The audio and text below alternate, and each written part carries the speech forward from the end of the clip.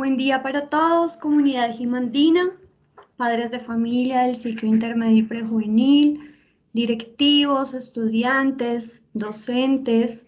Gracias por su puntualidad, por su participación el día de hoy. Como saben, pues estaremos recibiendo sus preguntas por el chat durante toda la sesión y al final del espacio vamos a estar respondiendo cada una de ellas o bueno, categorizándolas para que sea posible también solucionar todas esas inquietudes que ustedes tengan. ¿Listo? Recuerden también que estaremos enviando por el chat la asistencia para que por favor no se vayan sin antes diligenciarla. ¿Listo? Pues agradeciendo la puntualidad de todos, vamos a iniciar contextualizando un poco qué elementos nos traen el día de hoy a este encuentro, a esta primera formación de familias para el ciclo intermedio y prejuvenil. Básicamente, pues los adultos estamos todo el tiempo modelándoles a los niños formas de enfrentar situaciones, tanto conflictivas como de logro, ¿sí? Lo hacemos todo el tiempo en la cotidianidad, al responder una llamada, al hablar en casa, por ejemplo, de algunas situaciones del trabajo, al referirnos a otra persona o algún acontecimiento, al abordar alguna situación familiar, al plantearle a nuestros niños posibles formas de afrontar situaciones o de solucionar conflictos, ¿sí? Sin embargo, en ocasiones, llevados por nuestras emociones o nuestros impulsos, nos sucede que puede ser que nos quedemos en algunas ocasiones con solo una versión de la situación o en ocasiones juzgamos sin antes escuchar la otra parte, digamos, de la situación o a veces no escuchamos nuestras propias emociones, ¿sí?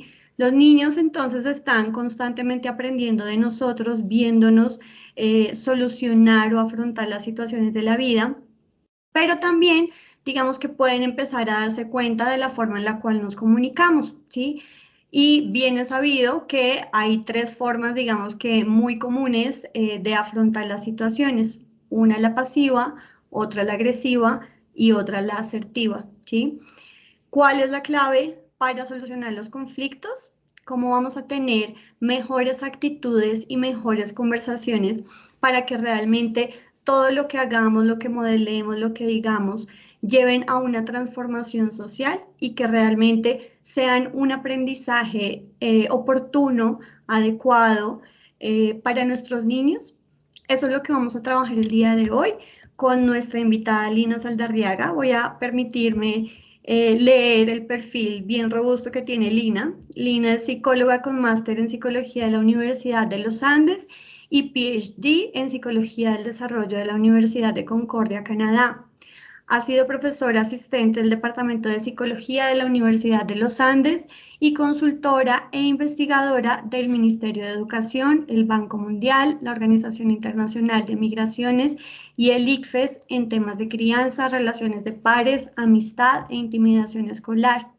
Ha participado en el diseño de las pruebas de competencias ciudadanas, de las pruebas Saber y es coautora de libros en este tema.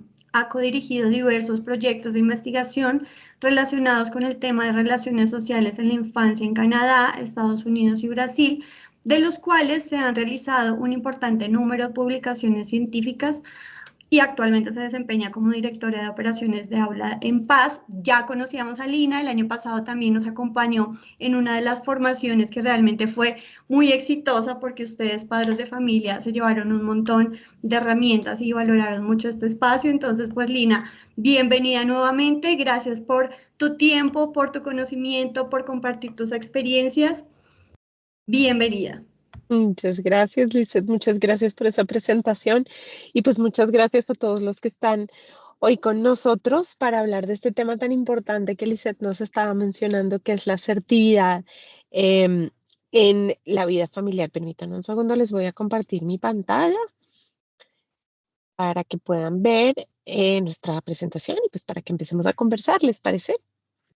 Entonces, parte de lo que vamos a hablar hoy tiene que ver con esa vida cotidiana que tenemos en la familia. Y un poco como Lisette estaba hablando antes de iniciar, digamos, la charla, cómo es que en el día a día nosotros podemos no solamente modelar, sino también ayudarle a nuestros niños y a nuestras niñas a desarrollar esas habilidades que necesitan para ser más asertivos.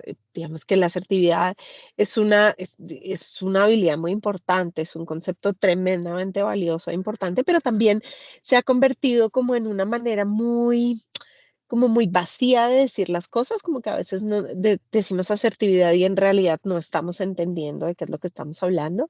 Entonces, hoy mi propósito con ustedes es ayudarles a comprender no solamente qué es este tema de la asertividad, sino a darles unas ideas muy concretas y sobre todo darles unas ideas muy concretas para estas edades de sus hijos que están en la edad escolar, en la preadolescencia y que empiezan, digamos, a tener un desarrollo cognitivo lo suficientemente importante como para que las formas más complejas del uso de la asertividad ustedes puedan empezar a practicarlos con ellos. Entonces, como les dijo Lisette, pues todas las preguntas son bienvenidas. Aquí yo voy a hablar un ratico para que vean como algunos aspectos generales y al final pues vamos a recoger las preguntas y a conversar con ustedes. Entonces, pues obviamente no siendo más, arranquemos.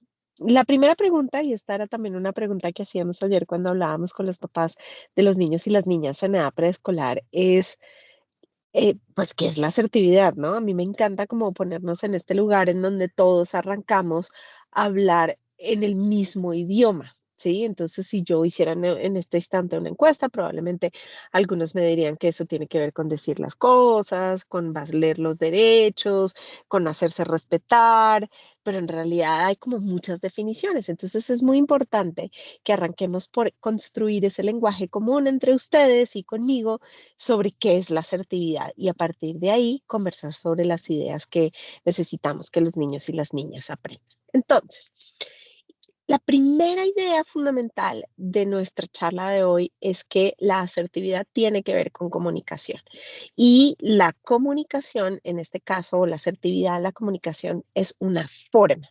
Lice estaba hablando antes de que empezáramos de formas más pasivas o agresivas de comunicarnos. Las formas asertivas de comunicarnos tienen, digamos, la característica de que son esas formas en las cuales nosotros podemos expresar lo que estamos sintiendo, lo que estamos pensando, cuáles son nuestras opiniones o nuestras creencias de una manera en que es respetuosa. Y respetuosa significa dos cosas en este caso. Por un lado, significa que lo que es importante para mí o lo que me puede estar molestando, lo que me puede estar hiriendo, yo lo puedo verbalizar, lo puedo hacer manifiesto y puedo decirle a las otras personas lo que siento o lo que me gusta o lo que no me gusta. Siempre pensamos que la asertividad nos sirve sobre todo, es como para resolver conflictos, que sí, pero sobre todo también como para mostrar que estamos felices, etcétera, etcétera. Pero por otro lado, digamos que tiene una característica muy importante y es que esta expresión, esta comunicación asertiva, nos permite hacer valer nuestros derechos, mostrar lo que nosotros necesitamos, pero respetando las otras personas. Y esa es tal vez la diferencia fundamental con las comunicaciones de tipo agresivo. Es decir, estas comunicaciones asertivas son cuidadosas en el sentido de que mis palabras y la manera en que yo las expreso no atropellan, no dañan, no hacen sentir mal, pero al mismo tiempo son firmes. Y en esa firmeza yo puedo hacer valer mis derechos. Entonces, fíjense que en última lo que estamos diciendo es que detrás de esta comunicación asertiva hay una manera en que aprendemos a comunicarnos. Entonces, seguramente hay algunos de ustedes que se están preguntando si eso es una cosa como que viene con uno, como que va aprendiendo uno em, en la medida en que va aprendiendo a hablar y en realidad no. En realidad, la asertividad es una cosa que se entrena. Tiene cosas desde formales, desde cómo se dice. Y, por ejemplo, hoy vamos a hablar de los mensajes en primera persona, pero tiene cosas también que tienen que ver con cómo me conecto yo con la emoción del otro para que a través de la empatía, por ejemplo, pueda entender qué de lo que yo puedo estar pensando. o sintiendo, quiero decir, puede llegar a molestarlo o a lastimar. Entonces, empecemos por construir este diccionario común entre ustedes y yo. Y la primera palabra que vamos a poner en este diccionario es esta definición. A mí me gusta llamar la definición operacional de asertividad, que es una definición en la cual la asertividad es una manera de comunicarnos. Y en esa manera de comunicarnos nuestras emociones, nuestros pensamientos, nuestras creencias y nuestras opiniones las podemos expresar de una manera en que hacemos valer nuestros derechos, pero no atropellamos a las demás personas. Eso, digamos, es una de las cosas fundamentales de la asertividad. Ahora, hace un momento yo les decía, y es algo que yo quiero recalcar, entonces en esas tres vías de las que estaba hablando Lisette, la asertividad no es lo mismo que agresividad, fundamentalmente porque la agresividad puede ser, puede, digamos, traer también esta opción de expresar lo que yo siento y lo que yo pienso, pero sin esa parte de conectarme con el otro y entender qué es lo que está sintiendo para saber que no lo estoy lastimando. Entonces, no es lo mismo que ser agresivo, que a veces, y sobre todo esto lo he visto mucho yo cuando estoy hablando con los adolescentes y pues en el caso de ustedes con sus hijos preadolescentes, que a veces como que se entiende que asertividad es decir lo que yo estoy pensando le guste a cualquiera o no. ¿Sí? Y eso no tiene nada que ver con la asertividad. Es que hay que decir las cosas porque hay que decirlas y alguien las tiene que decir. Eso es algo de lo que yo a veces oigo. Y en realidad no. En realidad la asertividad no tiene que ver con agresividad porque es una comunicación firme de lo que yo estoy sintiendo, pero sin ese componente de lastimar. Y la otra cosa que no es asertividad es quedarse callado. Aunque algunas veces, y vamos a verlo, una respuesta asertiva. em, Puede estar caracterizada por el silencio, puede estar caracterizada por, em, si uno, por ejemplo, ve a una persona muy ofuscada o si nuestros hijos están muy ofuscados, en vez de seguir dándole a la conversación y seguir como ahondando en algo que puede estar molestando a otra persona, la respuesta más asertiva o la elección más asertiva en ese momento puede estar en no decir nada.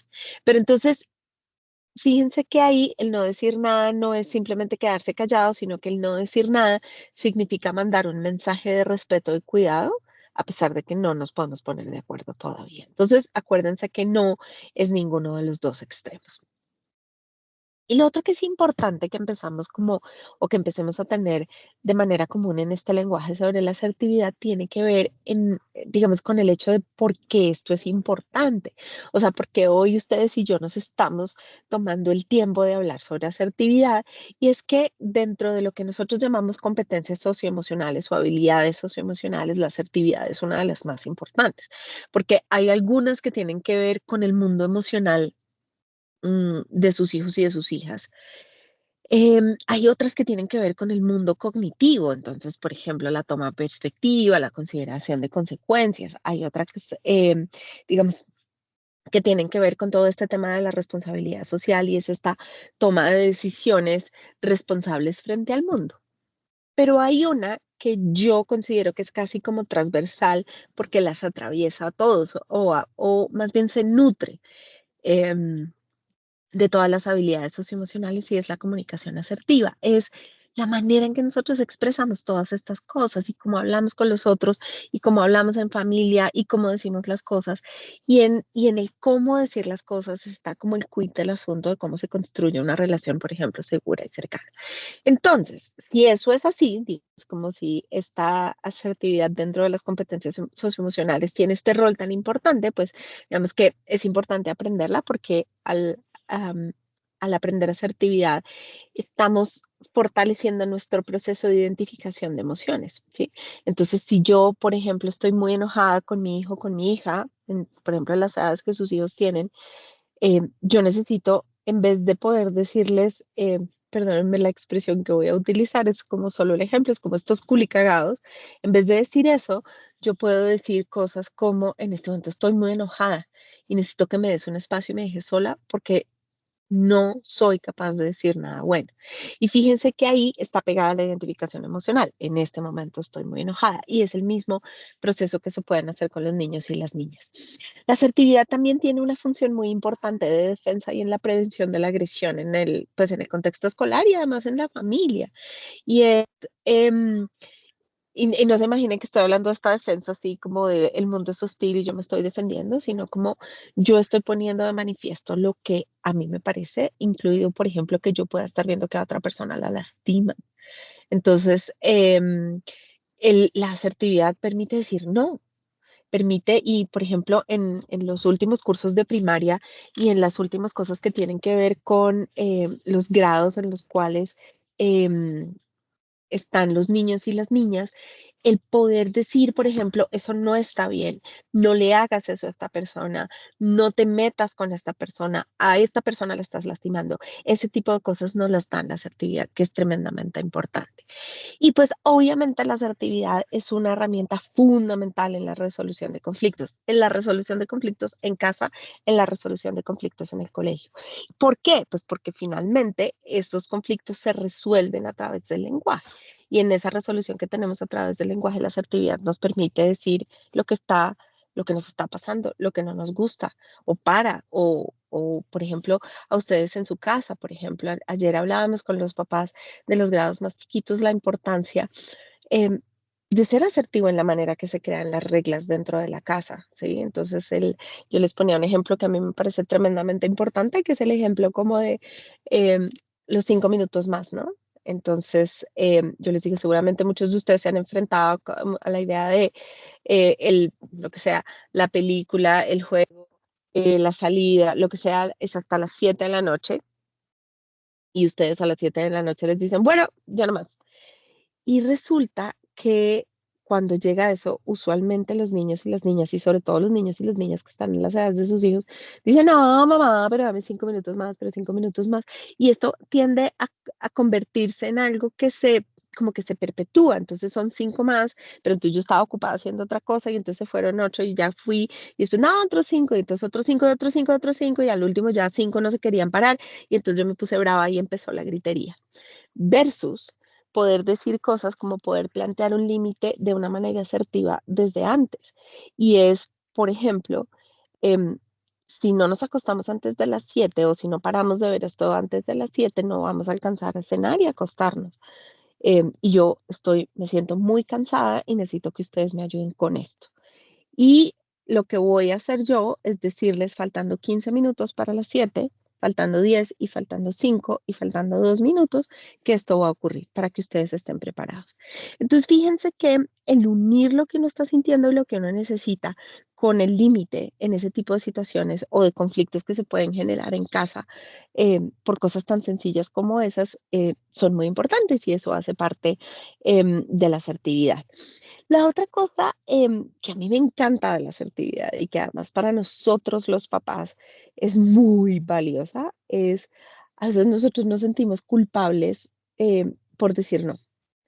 Y nos movemos como en una cosa bien compleja, ¿no? Porque entonces, por un lado nos movemos en esta cosa de que no quiero decir no, que me siento como, o yo no he estado todo el tiempo y entonces me voy a poner a decir no y entonces voy a pelear con mi hijo, con mi hija. Em, y está este otro lado como es que, es que no, es que yo digo que no y esta es la regla y punto, y es porque yo soy mamá y papá y no me vayan a malinterpretar. Yo creo que muchas veces el discurso de esto no lo hacemos así y yo voy a tomar la decisión porque yo soy tu mamá es tremendamente importante y valioso. Hay que poner unos límites clarísimos, pero a veces como que nos movemos entre que no queremos pelear y entre que es jartera y estamos cansados y entonces no sabemos cómo decir que no y preferimos decir que no, nos da pena decir que no. Y en realidad la asertividad lo que nos permite es decir con mucha tranquilidad, ¿sabes que no? No, y no porque esto me hace sentir de esta manera, o no porque, o, o sí, ¿sabes que sí? Sí, hay ciertas ocasiones en las que podemos decir que sí. Entonces, la asertividad tiene esa maravillosa, digamos, faceta, y es que nos quita un poco la culpa y nos quita un poco esta necesidad de estar complaciendo a las otras personas. Y la última cosa que yo creo que es tremendamente valiosa para ustedes también es que la asertividad permite recuperar control. Muchas veces uno no sabe cómo decirle a los hijos ciertas cosas y eso no es porque ustedes sean malos o buenos papás, es porque a veces es complejo, porque a veces uno en el fondo hace como una evaluación y dice yo prefiero evitarme la pelea y decirlo de esta manera o darle este permiso o no entregarle cierta cosa porque uno puede prever en su cabeza eso cómo va a terminar. Entonces, cuando uno utiliza la asertividad como el mecanismo de comunicación en la familia, empieza también a sentir que tiene control. Y esta cosa de que, em, no sé, puede empezar una pelea terrible con los niños o entre hermanos, etcétera, etcétera, se puede prever desde antes y se dice desde antes. Y eso automáticamente tiene un poder enorme de bajar como la tensión que hay alrededor de las cosas que tienen que ver con la asertividad. Entonces, sentémonos un poquito a ver de qué se trata esto de la asertividad en familia, uno cómo hace para utilizarla en el día a día y cómo hace uno para convertirla en conversaciones que transforman la vida de las familias. Entonces, vamos a ver algunas ideas. La primera, como les estaba diciendo hace un rato, es que la asertividad está muy ligada al manejo de emociones. Muy ligada al manejo de emociones en el sentido en que la medida en que yo aprendo, bien sea a los 6, 7, 8, 9, 10, 11, 12 años, y digamos que varía un poco en la capacidad de los niños y de las niñas de expresar sus emociones y de encontrarlas en las otras personas, pero en general empieza en la edad escolar a ser mucho más consistentes. Pero el hecho de que yo sea capaz de saber que si yo tengo, me están sudando las manos, estoy un poco ansiosa. O que si yo siento que tengo la cabeza caliente, probablemente eso es rabia. O que si yo veo a una persona con una expresión como que está con los ojos abiertos y me está mirando con ganas de quererme matar, probablemente esta persona está furiosa. Entonces, eso lo que me hace a mí es que me equipa, me pone todo lo necesario para yo poder expresar asertivamente esas emociones, esos pensamientos, etcétera, etcétera. Pero entonces, fíjense lo lindo de esto y es que la asertividad se nutre del manejo de emociones y el manejo de emociones hace parte de la expresión de la asertividad. Y algo que les decíamos a los papás ayer o que yo les explicaba ayer es que ese manejo emocional no es un manejo emocional como distante, ¿no? Entonces no es como Lina Roth diciendo, es que yo creo que en este momento lo que siento es rabia.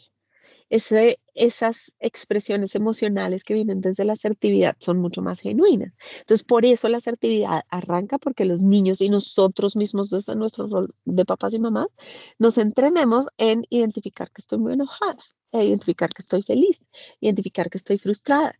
Em, a veces, por ejemplo, a mí me pasa con mi hijo y yo le digo como que cuando yo noto que como que empiezo a contestar fuerte frente a cualquier cosa que me dice o empiezo a exasperarme rápidamente, no sé, por su forma de hablar.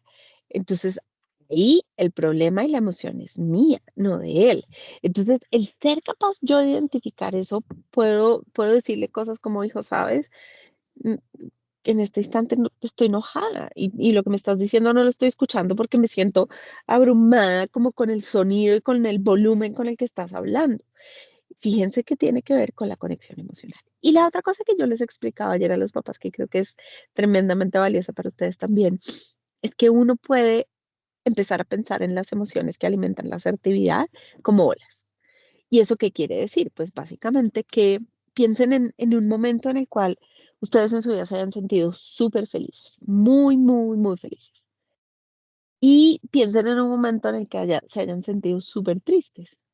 La diferencia como de la experiencia, ¿no? De la experiencia corporal, de seguramente si estaban tristes, sus cuerpos estaban como más agachados, si estaban felices, sus cuerpos estaban más derechos, pero además tenían unas sensaciones en el cuerpo muy distintas, probablemente de mariposas en el estómago cuando estaban muy felices. Esas sensaciones corporales, porque son fisiológicas y las emociones, digamos que son estados afectivos que que se reflejan en el cuerpo, em, son como olas, vienen y van. Uno no puede estar muy feliz todo el tiempo, pero tampoco puede estar muy triste todo el tiempo. Entonces, eso es tremendamente importante cuando uno habla de asertividad, porque si yo logro darme cuenta cuál es la emoción que tengo, pero además como en ese momento si estoy en la parte más alta de la ola donde yo quiero en este instante matar y comer del muerto, versus este momento cuando ya estoy saliendo y estoy un poquito más calmada, si yo sé en qué momento de la ola estoy, puedo expresar más fácilmente. Entonces, cuando estoy en lo más álgido y en lo más alto de esas olas, piensen en las olas estas gigantescas que llegan en el mar, que lo revuelcan a uno, esas. em, ahí probablemente hablar no es la mejor opción, sino, por ejemplo, pedir un espacio y decir, hijos, estoy muy enojada, estoy muy frustrada, estoy muy triste, estoy muy bravo, estoy muy decepcionado, estoy lo que quieran decir. Y cuando uno logra decir, este no es el momento de hablar porque estoy muy, entonces ahí hay un manejo de la asertividad muy importante. Y la otra cosa que yo creo o quiero recalcar y que no se nos olvide es la importancia de entender que todas las emociones son válidas y en la asertividad el poder expresar lo que es bueno y lo que es maluco, maluco y le voy a poner esa palabra porque no le voy a decir malo, sino maluco, em, es muy importante. Miren, el poder experimentar tristeza y aburrimiento es súper importante y adaptativo, nos da herramientas. Em, claro, cuando esa tristeza se extiende a lo largo del tiempo y se vuelve muy frecuente, pues entonces ahí tenemos un problema, pero el poder expresar sensaciones que producen malestar y poder decirle a los otros, sabes que me estoy sintiendo muy mal, es un elemento fundamental de la asertividad. De la expresión emocional, pero también del cuidado de la salud mental. Es, parece una cosa súper boba y parece una cosa que no es muy, em, que no tiene gran ciencia, ¿no? Me imagino que ustedes dicen, no, pero Lina, ¿dónde está el truco de esto? En realidad no tiene mucho truco. El truco es que yo pueda decir, estoy abrumada, no quiero esto, quiero salir corriendo y estoy aburridísima.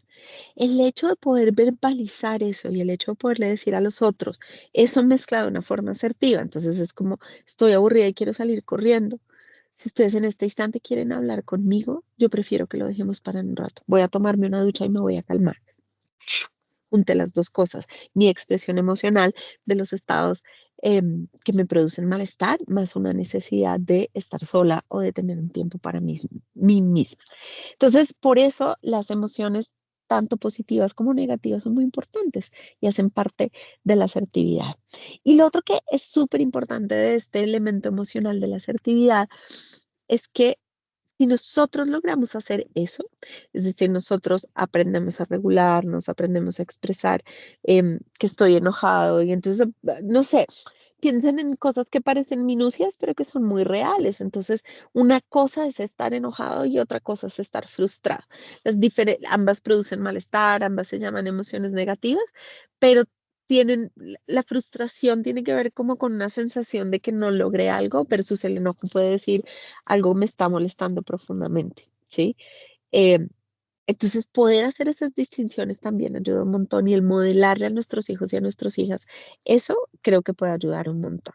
Entonces, ¿cuál es la capacidad que yo desarrollo cuando junto esta parte emocional con la asertividad? Es la regulación emocional, ¿sí? Y la regulación emocional es fundamental porque eso tiene que ver con el reconocimiento, pero también tiene que ver con el monitorear mis propias emociones en función de las emociones de los demás. Y esto es precioso. Y fíjense que esto les pasa seguramente a ustedes todos los días. Los niños y las niñas tienen estados emocionales que uno a veces dice, ¿y este?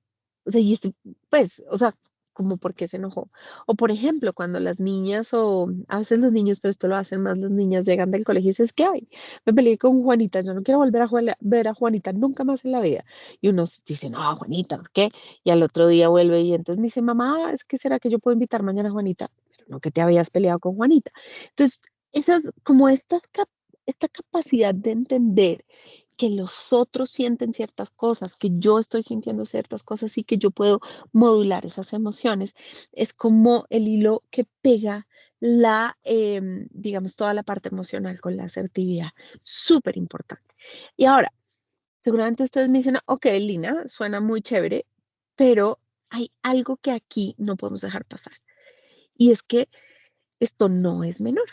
Eh, Suena como que la regulación emocional, pues sí, bueno, chévere aprenderla y eso, pero en realidad cuando yo no aprendo regulación emocional, tengo una cantidad de limitaciones que son muy importantes.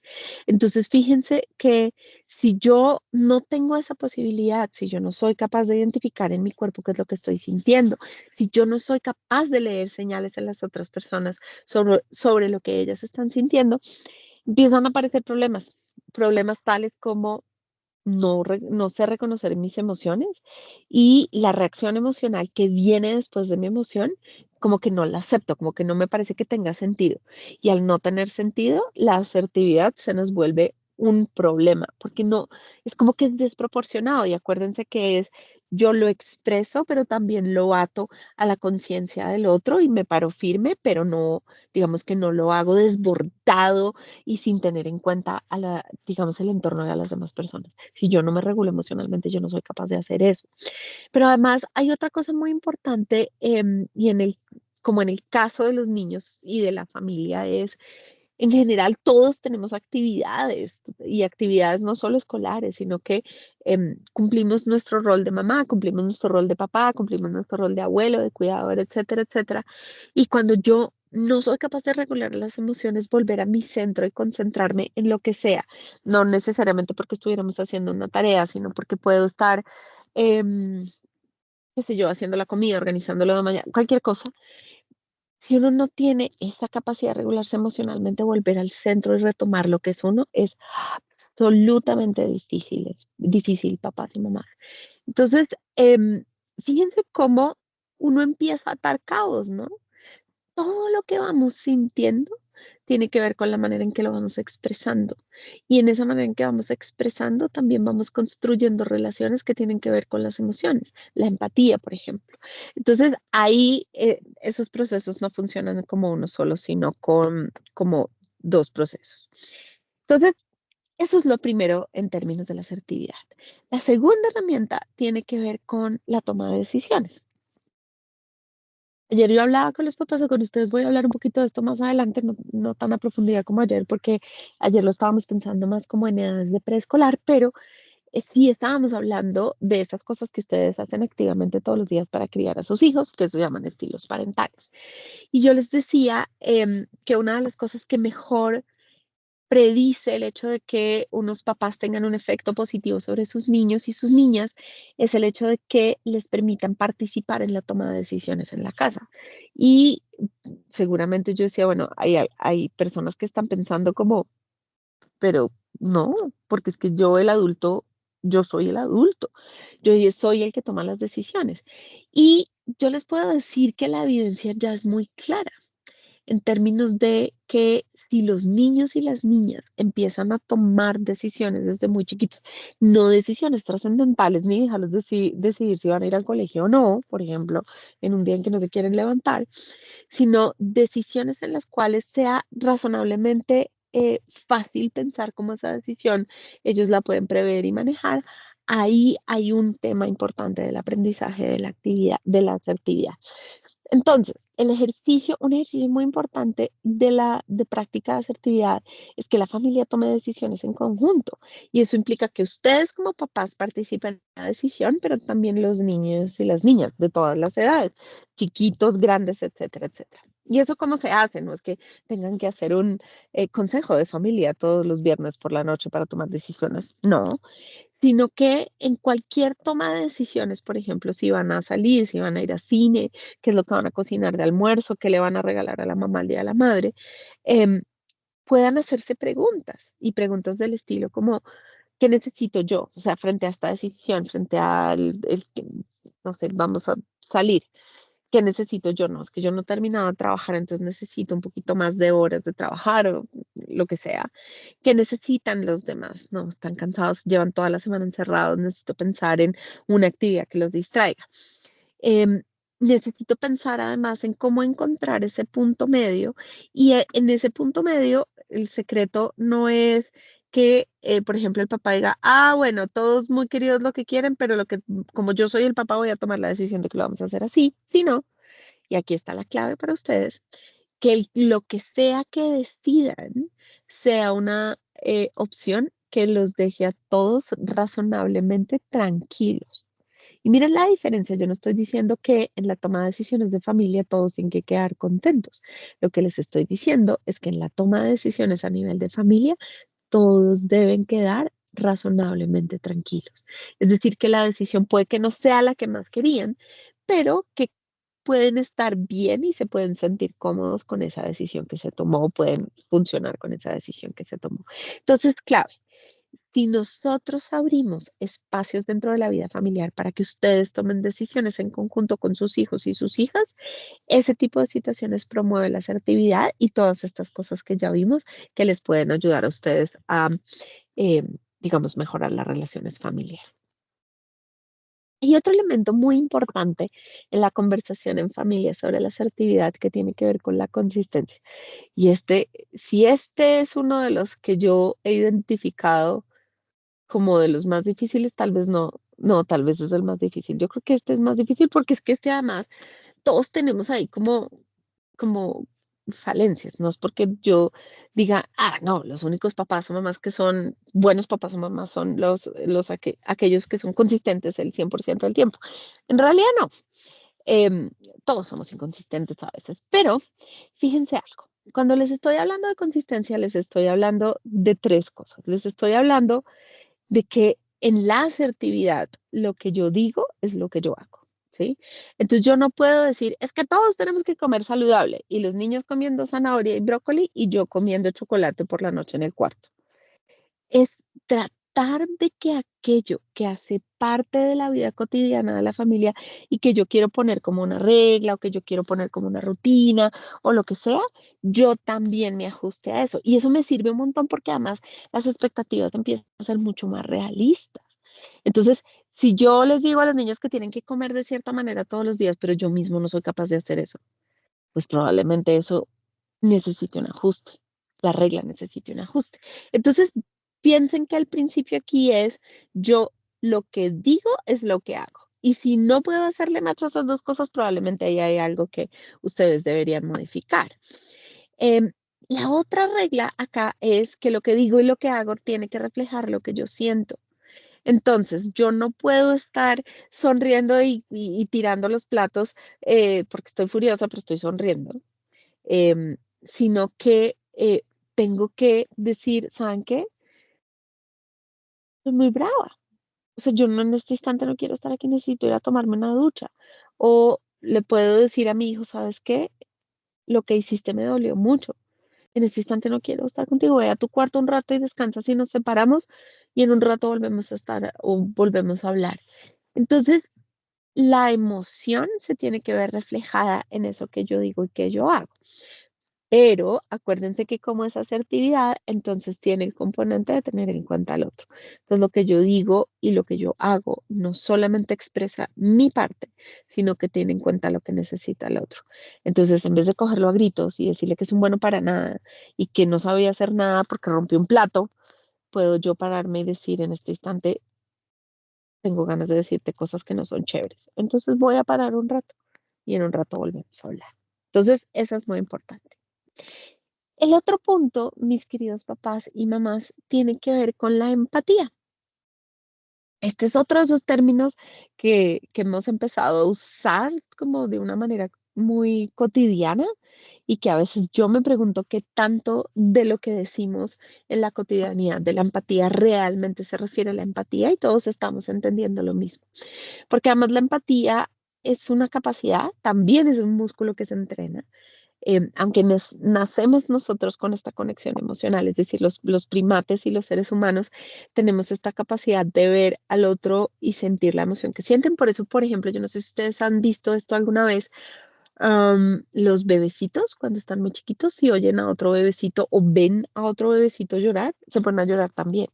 No porque tengan algún malestar, sino porque es como que inmediatamente sus células, sus neuronas espejo dentro del cerebro reflejan esto y se conectan con el dolor del otro y empiezan a llorar. Entonces, digamos, hay un precursor de la empatía desde muy temprana edad, casi casi desde que nacimos desde que nacemos, pero esa empatía hay que entrenarla también. Y esa empatía nuevamente no se entrena en el vacío. Esa empatía que es digamos, como lo que me permite completar esa última parte de asertividad, se entrena a través de las preguntas, se entrena a través de preguntarse y preguntarle a los niños y a las niñas qué piensan o qué sienten acerca de ciertas situaciones o digamos, de ciertas cosas que pueden ser incómodas. Entonces, ahí hay un elemento, digamos, que estamos nombrando que es importante, que es la pregunta, y aquí la pregunta nos sirve como para decirles, em, ¿cómo te sentiste tú cuando fulanito te dijo tal y tal cosa? ¿O cómo crees que se sintió fulanito de tal cuando tú le dijiste esto? ¿Y por qué crees? Cuando yo hago esas preguntas que sacan el centro de uno, porque usualmente la pregunta que uno hace es cómo y cómo te sientes y qué pensaste, y esta pregunta obliga a la cabeza de las personas a irse a la, como a la perspectiva del tercero. em, Ahí entonces lo que tenemos es un, como una, digámoslo, como un em- empujoncito empático. Es decir, que puedo tratar de ver que hay cosas que a otros niños los hacen sentir muy mal, o que mi mamá o que mi papá se puede sentir muy mal si yo lo que hago es levantarme de la mesa con un grito. Entonces, ese tipo de preguntas son muy valiosas. Y hay otras que van un pasito más allá, y ese pasito más allá es...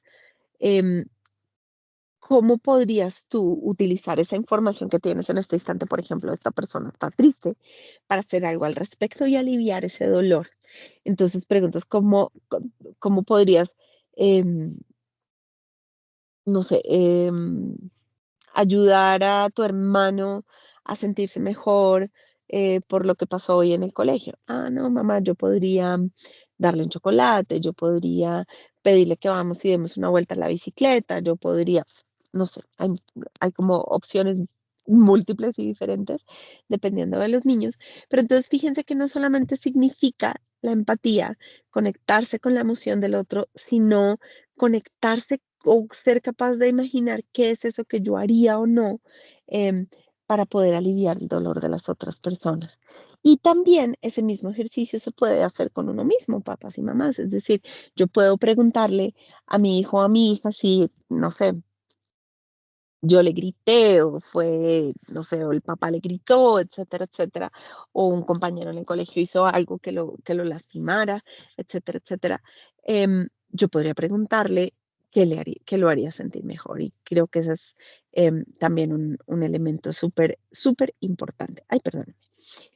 Em, la penúltima herramienta sobre la asertividad, que creo que puede ser muy valiosa. Yo creo que esta es una de las que más rápido ustedes pueden empezar a aplicar con sus hijos y sus hijas. Tiene que ver con los mensajes en primera persona. Los mensajes en primera persona es una cosa que los psicólogos usamos casi todo el tiempo, y que parece ser además tremendamente exitoso en bajar la guardia, digámoslo de esta manera. Entonces, ¿cómo es que uno hace para bajar la guardia? Pues fundamentalmente, yo les puedo decir a ustedes, ah, es que mira, tú eres, no sé, tú eres un desconsiderado porque saliste de la casa y yo te había dicho que tendieras la cama y no la tendiste. Tú eres un desconsiderado. Mi afirmación lo que está haciendo es que directamente ataca a la otra persona, y eso levanta todas las defensas, porque si yo me miro a mí misma, yo digo, no, pero yo no soy desconsiderada. Lo que pasa es que me iba a dejar el bus y salí de afán. Si yo cambio esa frase por, em, bueno, perdóneme, y ahí usualmente si yo digo, eres un desconsiderado y levanté la defensa, yo no me voy a sentar calmadamente a decirle, ay, sí, mamá, entiendo. No, lo que voy a decir es, ah, pero es que usted no sabe todas las cosas que yo tuve que hacer y no sé qué, y entonces ahí es donde empieza el escalamiento del conflicto. Pero si yo digo una cosa como, la verdad es que cuando llegué a la casa me sentí muy frustrada porque yo vi que te había pedido una cosa y tú no la hiciste. Y eso me hace sentir muy mal, porque siento que no me estás escuchando. ¿Sí ven la diferencia? Entonces, en vez de hacer un juicio de valor sobre la tendida de la cama y sobre lo que el otro es porque tendió o no tendió la cama, yo hablo del malestar que me produce el que el otro no tendiera la cama, y ese malestar cómo afecta nuestra relación. Y esos mensajes que son en primera persona tienen en últimas el mismo contenido que yo quisiera pasar con el otro mensaje, que es hola, pero a ver, pues un poquito de colaboración. Pero en el primero lo que yo hago es que ataco el ser, es decir, me meto con la otra, con lo que define a la otra persona. Y eso pasa con los niños, con los maridos, con los profesores, con los jefes, con todo el mundo pasa esto. Em, Y entonces esos mensajes en primera persona me permiten, son más asertivos. Más asertivos, ¿por qué? Pues volvamos a la definición, es súper fácil pensarlo, porque expresan lo que yo siento, expresan lo que yo opino, lo que yo creo, pero en esa expresión emocional, mira, es que cuando yo llegué a la casa y vi que no había tendido la cama, me sentí muy frustrada, pues lo que estoy haciendo es cuidar al otro, porque estoy asegurándome de que no estoy atacando su ser como lo fundamental, no estoy haciendo un juicio de valor sobre si es un bueno para nada o no, simplemente no tendió la cama, ¿sí? Lo que pasa es que esa tendida de cama tiene un efecto muy negativo sobre mí, pero efectivamente no es sobre la esencia de la persona. Yo creo que si yo les preguntara a casi todos ustedes, seguramente todos hemos dicho una cosa como la que yo les estoy describiendo, ustedes conscientemente no dijeron, voy a decir esto porque es muy probable que con esto haga sentir tan mal a mi hijo que su autoestima se vea deteriorada. Estoy segura que nadie piensa eso, pero es el dolor y la rabia que tenemos lo que nos hace que las palabras que elijamos y la forma que elijamos para comunicarnos sea no necesariamente la mejor. Y finalmente, la última herramienta que tenemos en este tema de construcción de la asertividad y como de las cosas que ocurren en las conversaciones en la familia, tiene que ver con reconocer la importancia del rol parental. Entonces, y del estilo parental. Entonces, eso súper elegante en palabras sencillas, lo que quiere decir es que ustedes todos los días hacen cosas activamente para criar a sus hijos y esas cosas activas son como decirles, no toques eso, no señor, eso no está bien, o frente a cosas que a ustedes les parece que sí está bien, sí, sí, puedes ir, o no, no hagas eso, o no me parece, o sí me parece, o creo que, no sé, las reglas aquí son estas.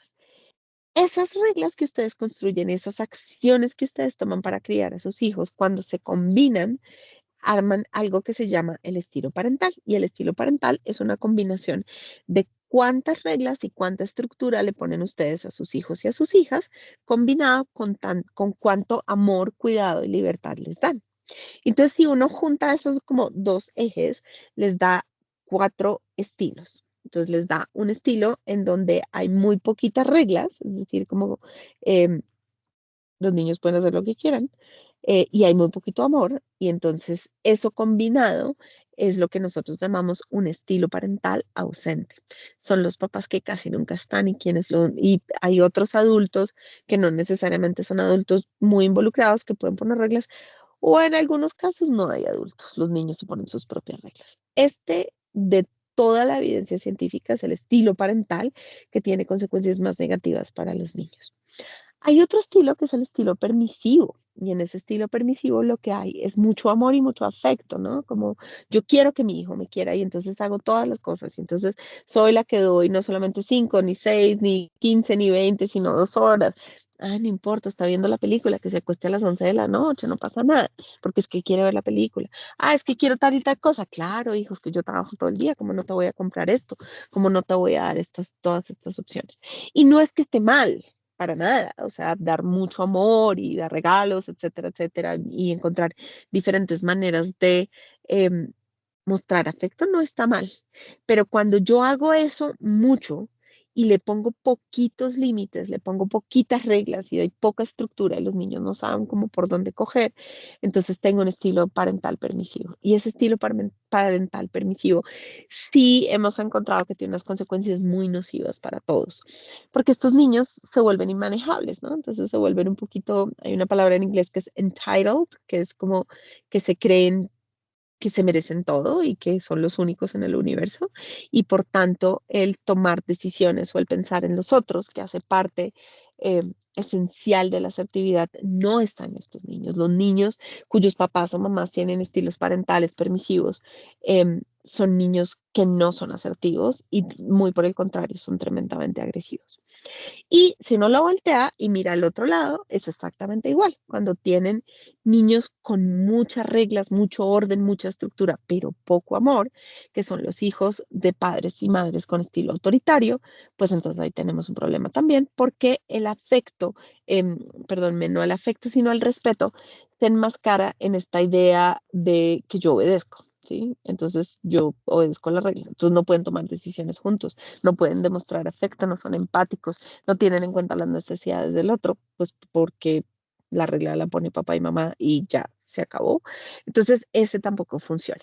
El que sí funciona muy bien y que sabemos además que tiene, está muy relacionado, por ejemplo, con temas como la asertividad, es el estilo parental que nosotros llamamos el democrático, asertivo o autoritativo. Em, y ese estilo, fíjense que tiene una cosa linda que a veces como que se nos confunde. Y es, tengo mucho amor, tengo mucho afecto, estoy muy presente, doy mucho cuidado, pero también les permito explorar, pero también pongo muchas reglas, pongo mucha estructura, pongo mucho orden, marco el camino. Entonces, aunque suena un poco paradójico, las dos cosas no pelean. Muy por el contrario, es como yo siempre lo describo como un gran camino, ¿no? Entonces, como los niños que tienen estilos permisivos, tienen como un pasto verde y los papás les dicen, vaya, mijo, y ahí no hay nada que hacer. Los niños que tienen papás con estilos autoritarios, lo que hacen es que les dice, y esta es la rayita porque usted va a caminar y cuidadito se me sale esta rayita y no me ponga un pie porque le casco, no me saque un pie porque le hago tal y tal cosa. Ese es el estilo autoritario. El estilo democrático lo que hace es que traza una ruta grande y le dice a los niños, mira, este es tu límite aquí a la derecha y este es tu límite aquí a la izquierda. Tú tienes que llegar hasta allá y tú muévete como quieras en este límite. De aquí no puedes pasar, pero aquí te puedes mover como quieras y puedes ir y puedes devolverte y yo voy a estar contigo aquí atrás todo el tiempo. O yo voy a ir de tu mano o en estas ocasiones puedo ir un poquito más adelante que tú.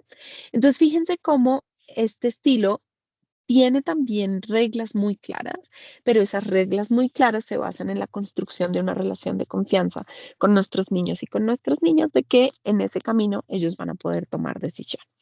Entonces, esa asertividad se traduce, o ese estilo parental asertivo se traduce en cosas que son muy importantes en el proceso de desarrollo de sus niños y de sus niñas. Entonces, por ejemplo, digamos que la asertividad en su estilo parental y en la manera como ustedes construyen la relación con sus hijos está relacionada con que ellos puedan desarrollar algo que se llama la consideración de consecuencias. Y es, ellos saben que cualquier acción que toman puede estar relacionado con lo que pase después. Y que esto es directamente de ellos, que es tremendamente importante. Pues ya habíamos mencionado también que esto tiene mucho que ver con la empatía y con sus habilidades en general de comunicación y otras competencias ciudadanas. La otra cosa que produce la asertividad en los estilos parentales es que hace los vínculos mucho más sanos.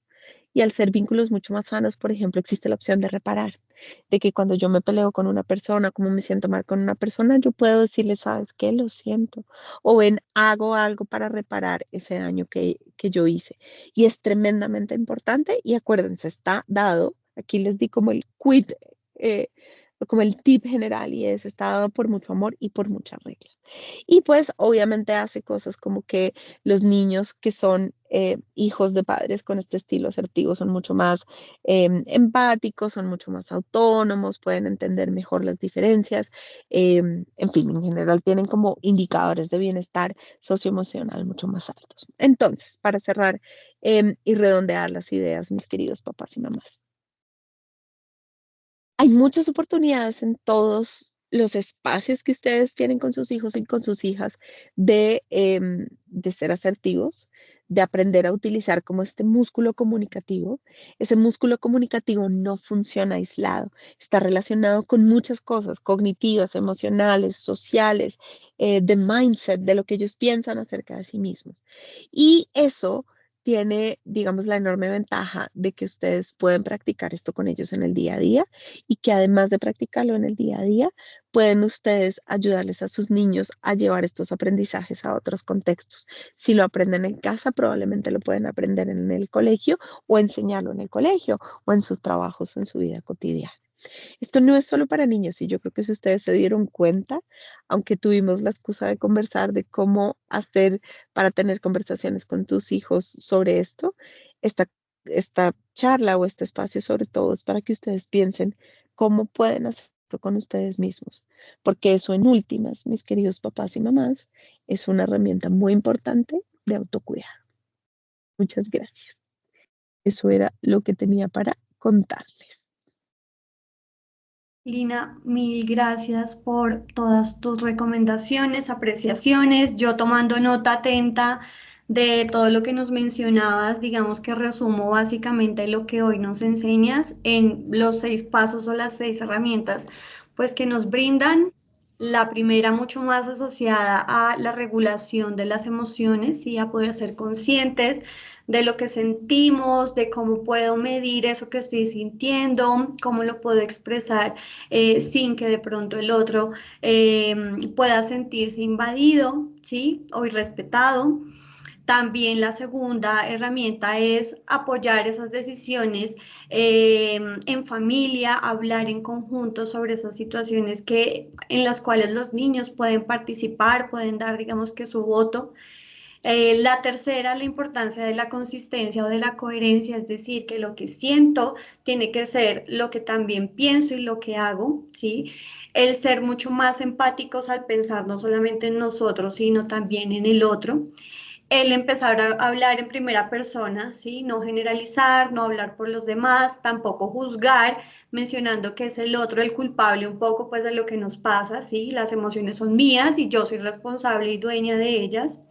Y pues en cuanto a los estilos parentales también, saber que hay varios estilos y dependiendo de esa firmeza de las normas y de esa cercanía en cuanto al vínculo, podemos lograr ciertos objetivos, ¿sí? Acercándonos un poco más, que es lo ideal, al estilo pues democrático o asertivo, ¿sí?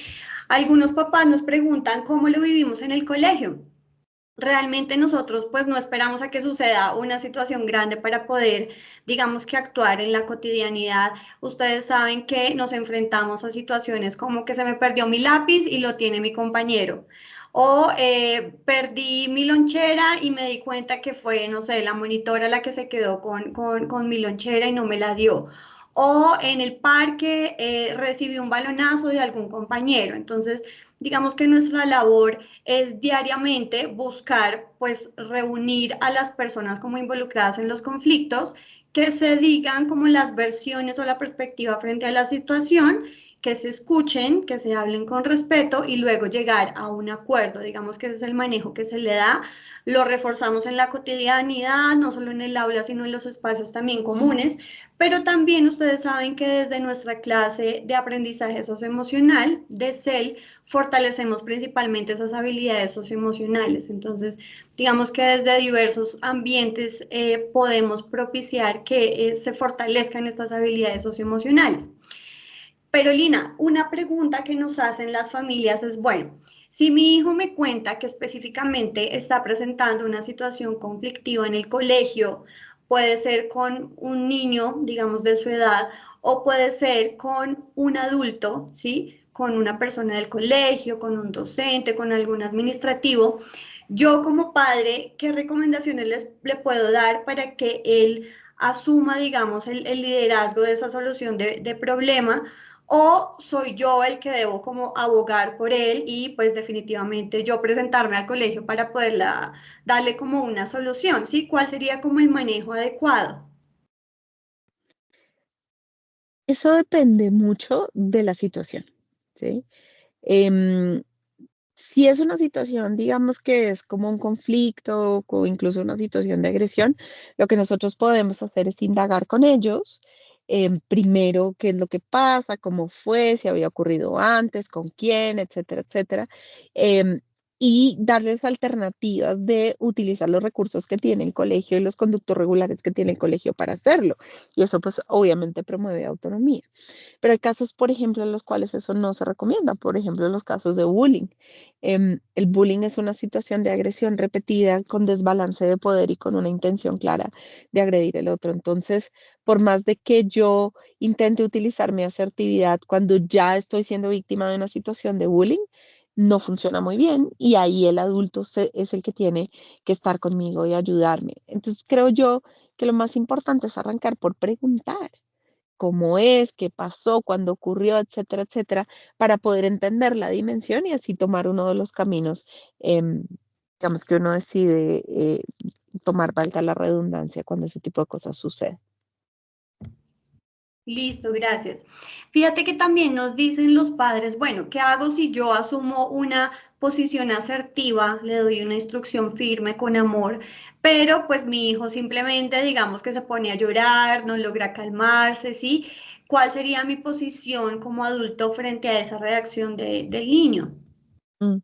A mí me encanta aquí traer el dicho de las abuelitas de la constancia vence lo que la dicha no alcanza. Entonces, tranquilos si esto no les funciona a la primera vez. Esto se entrena.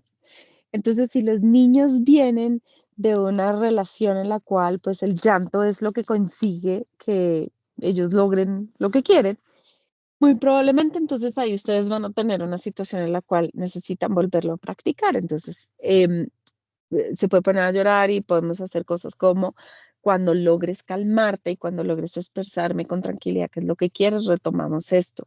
Pero siempre, digamos, pensando en que una vez que uno esto lo diga como con mucho amor y los niños no se ajusten a la regla, no funciona.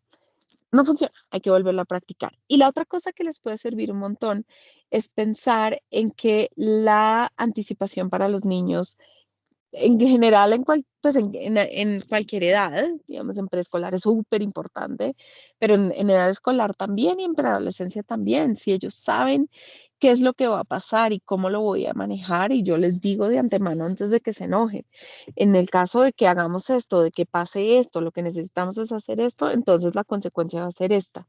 Y eso disminuye un poco la sensación de estar, porque ustedes pueden recurrir a ¿te acuerdas que esto ya lo habíamos hablado? ¿Te acuerdas que esto hacía parte de lo que nosotros nos sentamos y escribimos de las reglas de esta, no sé, de este viaje, por ejemplo?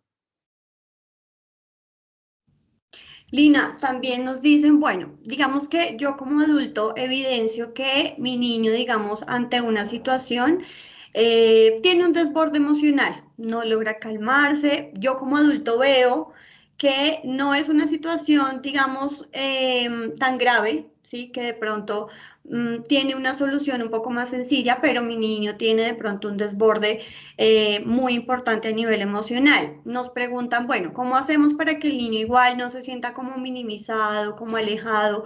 ¿Cómo poder hacer que yo como adulto le pueda demostrar a mi niño, pues que efectivamente ante una situación que pudiera tener una situación, perdón, una solución un poco más sencilla, yo cómo le puedo demostrar que lo puedo apoyar, que sus emociones son válidas?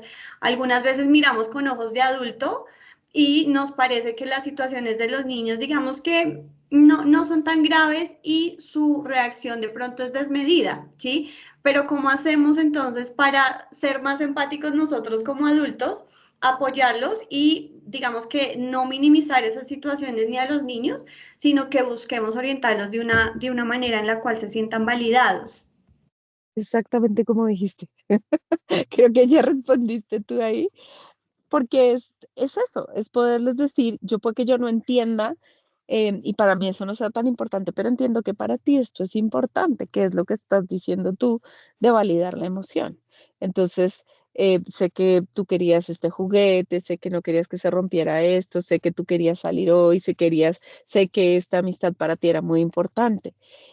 Y claramente, como tú dices, no se trata de minimizar, sino que en la medida en que uno les dice que probablemente a uno no le parezca igual, a usted no les tiene que parecer igual, pero que uno entiende que para ellos es importante lo que tú estás diciendo de la validación de la emoción, hace que ellos sientan que no se minimiza y por otro lado les permite a ellos sentir que ustedes también están a cargo y pueden ayudarles a pensar en diferentes perspectivas para solucionarlo.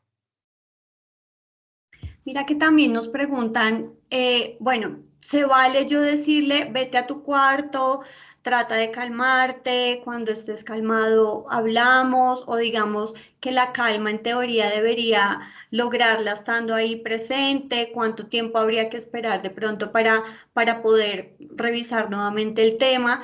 Y también nos preguntan asociado a esto es, se vale decirles como lo que te voy a decir te va a molestar, ¿sí? Te va a incomodar, pero la instrucción es, o el límite es tal y tal. No, yo creo que no. O sea, es que piensen ustedes cuando les dicen, por favor, cálmate. No hay nada más odioso que cálmate, es que te tienes que calmar. Pues lo que menos uno hace es calmarse.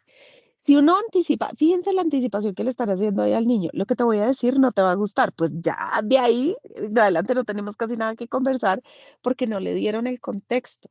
Uno arranca siempre por la validación y no por la advertencia maluca, sino como entiendo que esto para ti era muy importante, pero recuerda que la regla era tal y tal. Entonces, con eso se evitan que ni siquiera logren llegar a la validación porque el desborde emocional se les da antes de la validación. Eso es un punto muy importante. Y la primera pregunta era ¿cuál? Perdóname que se me ha olvidado, se me olvidó la otra. ¿Cuál era la primera de estas dos que me hiciste? Que si podía permitirse que el niño salga como del espacio, vaya por ejemplo a Ah, su sí, cuarto y se sí, sí, sí. calme.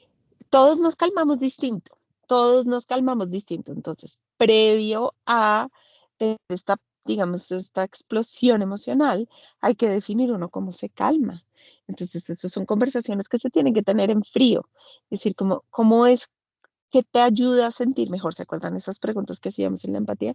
¿Qué te ayuda a ti a sentirte mejor? Ah, no, a mí me ayuda, no sé, sentarme en mi cuarto y recostarme un segundo y mirar por la ventana.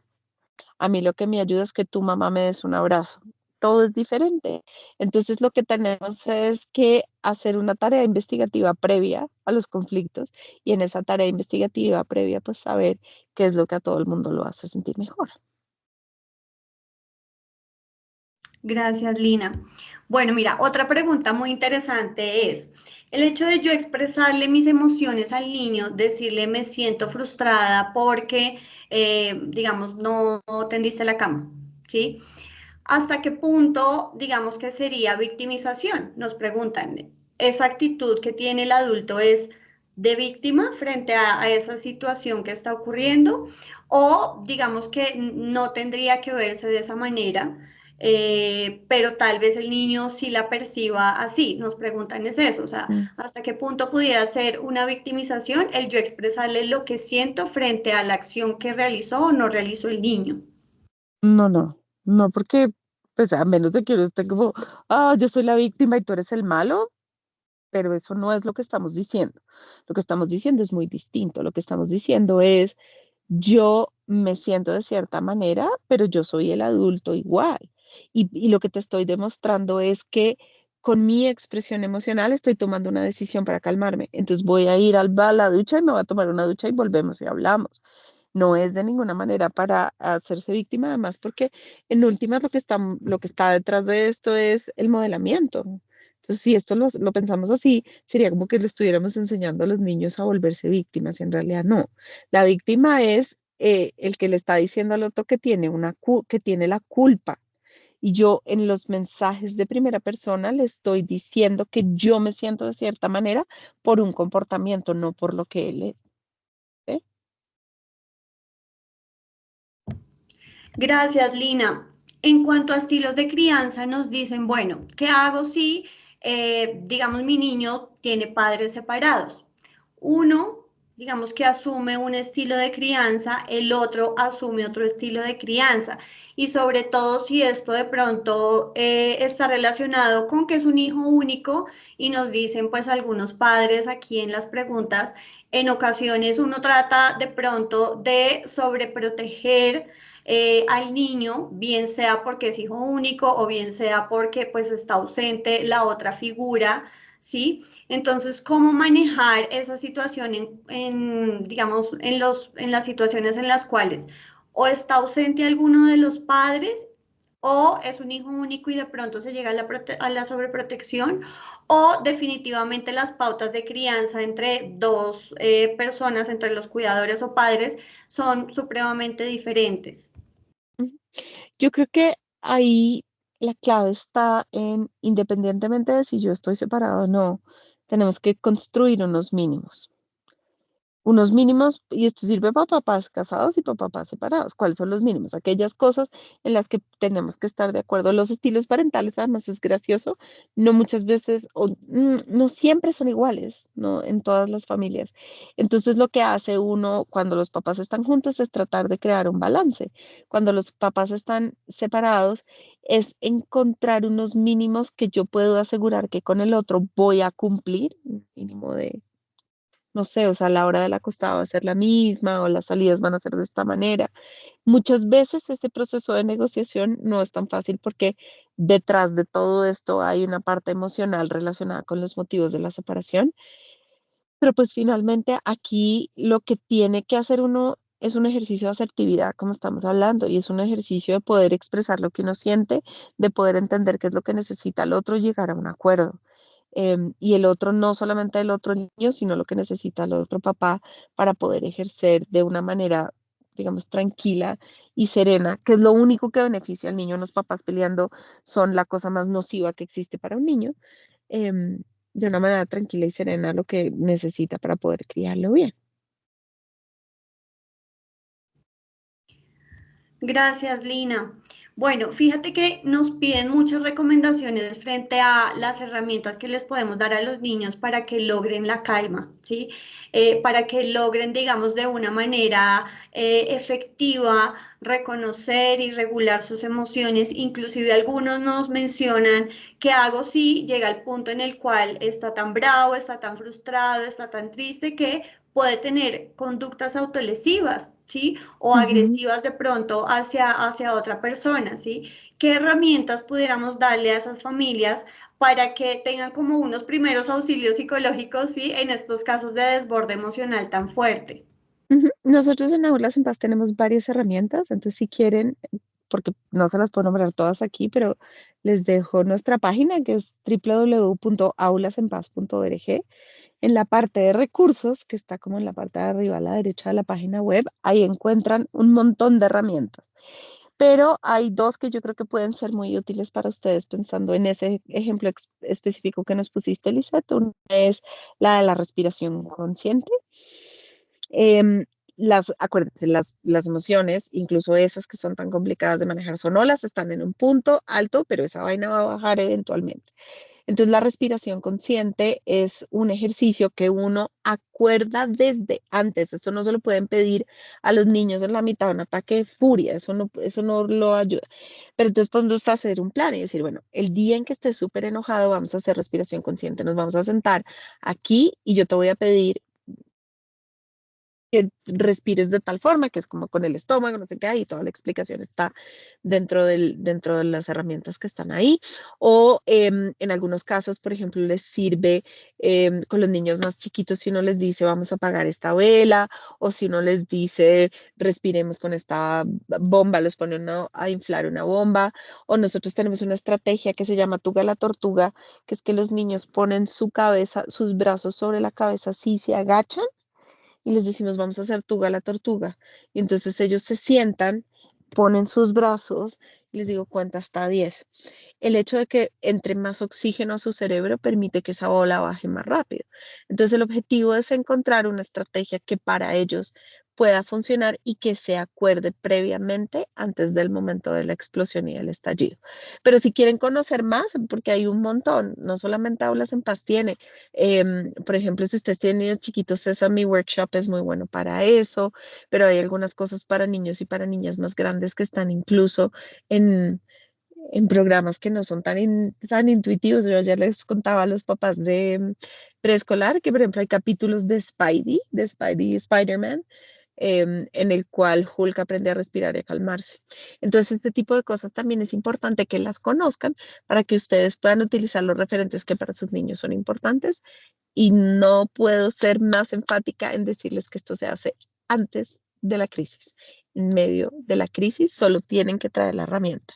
El acuerdo sobre cómo van a usar la herramienta se hace antes de la crisis. Gracias, Lina. Y yo agregaría que también somos modelos de esa regulación, ¿sí? Si yo también logro tener, digamos que ejercicios de respiración profunda, consciente frente a mi hijo, digamos que de alguna manera también le estoy modelando que esa puede ser una forma de lograr la calma, ¿sí? Entonces, pues que no se nos quede solamente como en la estrategia para mi niño, sino también yo como padre, yo como cuidador, yo como docente, yo como adulto, cómo puedo también modelarle las formas en las cuales yo logro estar en calma, ¿cierto? Lina, bueno, una última pregunta que nos hacen por aquí. Tal vez en ocasiones orientamos un poco más nuestra atención frente a las respuestas un poco agresivas que tienen nuestros hijos o que tienen los compañeros hacia nuestros hijos, ¿sí? Pero la pregunta de una familia es, bueno, ¿qué hago si yo lo que veo es que mi niño, en vez de poner límites, lo que hace es que para de pronto no generar conflictos con sus compañeros, lo que hace es permitir muchas cosas, no pedir respeto, no pedir que haya un límite, ¿sí? Sino que simplemente, digamos, para evitar problemas, para no hacer sentir mal a su compañero, simplemente digamos que asume esa actitud pasiva. ¿Qué recomendaciones le podríamos dar a esa familia? Ujú. Entonces ahí volvemos un poco como lo que hablábamos al principio, de encontrar como ese punto en la mitad entre la agresión y el quedarse callado. Entonces, los niños que son más tímidos o los niños que tienen problemas de relación con las demás personas o que no son tan seguros, en general, al construir relaciones sociales con sus compañeros, pues tienden como a hacer ese tipo de cosas o para no sobresalir tanto y que no los vayan a agredir o porque realmente no saben hacerlo. Entonces ahí hay que promover la práctica y la práctica se puede hacer con nosotros, es decir, nosotros podemos decir, ok, imagínate que yo soy Verónica y Verónica te dice que le quiere cambiar contigo su lonchera y que se la des, que se la cambies si a ti no te gusta lo que tiene Verónica. ¿Qué le dirías? Ah, no sé, mamá. No, pero dime, intentemos. Párate firme. Entonces, por ejemplo, en aulas tenemos con los niños de primaria los animales que les ayudan. Entonces hay un dinosaurio que se para y dice, no, no me parece.